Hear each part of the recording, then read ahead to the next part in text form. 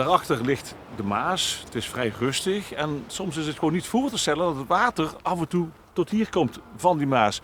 Maar dat gebeurt toch regelmatig, Loek? Ja, dat klopt. Ja, je hebt natuurlijk de iets recentere in 2021, het hoogwater. En iets langer terug 1993 en 1995, toen Limburg geteisterd werd met het hoogwater.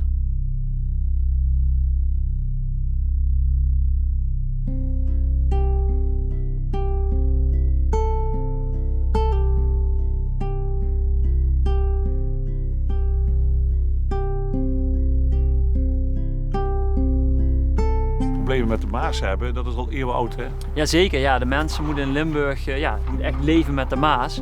En dat deed men ook al bijvoorbeeld in de 17e eeuw. En daar is het hoogwaterhuis hier in Hasselt is daar echt een perfect voorbeeld van. Oké, dat ligt daar, hè? Ja, zeker. Nou, we kunnen even kijken. Ja.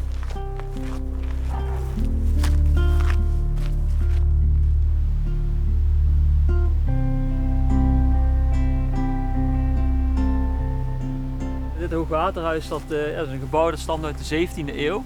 En dat is eigenlijk gebouwd vanuit de boerderij de Hanshof, hier iets verderop. Ja. Dat is nu een streekmuseum, maar dat was vroeger een boerderij. Ja, en die boeren die hadden natuurlijk vee en die leefden best wel dicht bij de Maas.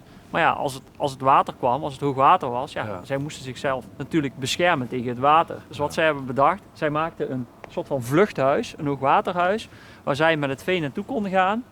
De familie kon gewoon naar velden en de boeren en de knechten zelf gingen op de eerste etage overnachten tot het hoogwater weg was. Je zou denken, het is een hele simpele oplossing. Dat zal wel op veel plaatsen zijn, maar er zijn er niet zoveel van in Nederland, toch? Nee, dat klopt. Nee, we kennen eigenlijk heel weinig van dit soort hoogwaterhuizen in Nederland. Dus het is echt een uniek gebouw wat dat betreft. Ja. En ook uniek dat het zo in deze staat nog is. Dat is sowieso wel te danken aan een aantal hele gedreven en enthousiaste vrijwilligers. Onder Hai Goud, die dit was ooit een keer helemaal onderkomen, maar die heeft het weer helemaal opgebouwd. Ja.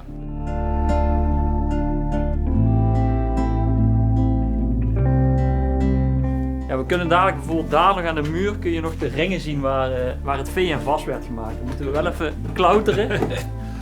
Maar we komen er wel. Goed zo. Kun je hier zien. En je ziet hier bijvoorbeeld 2 ringen aan de muur. En die 2 ringen die werden eigenlijk gebruikt om het vee aan vast te zetten met kettingen. Ja.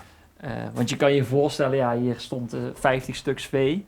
Ja, die moest je natuurlijk wel op de ene manier vastzetten, want anders werd die chaos en dan stonden ze allemaal naar buiten. Ja. Waarom vinden jullie dat zo belangrijk om dit ook zo te bewaren? Nou, kijk, dus dit monument vertelt gewoon een heel belangrijk verhaal. Een verhaal hoe de Limburger met de Maas is omgegaan door de jaren heen. Wij proberen ook de Limburgse identiteit in leven te houden. Ja. En door dit monument kun je eigenlijk een inkijk geven in de geschiedenis.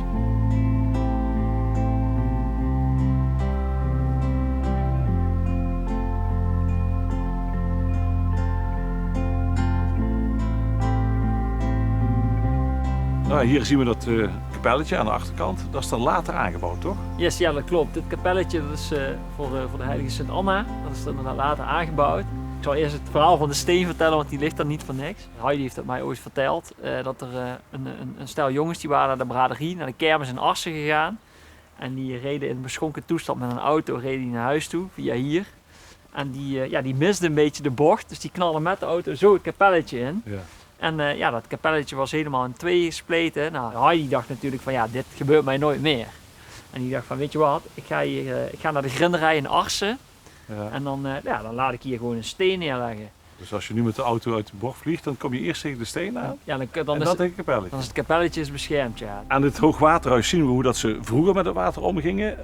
Maar nu zijn er wat grotere projecten, hè, om met de Maas om te gaan. Nee, dat klopt, ja. Dat is ook mooi aan deze plek. Je kan echt op een paar meter zien hoe men vroeger met de Maas leefde. Ja. En als we nu naar die kant toe gaan, dan zien we een grote hoogwatergeul. En dan kun je zien hoe de mensen de laatste decennia met de Maas omgingen. Oké, nou, dan gaan we die kant uit. Yes.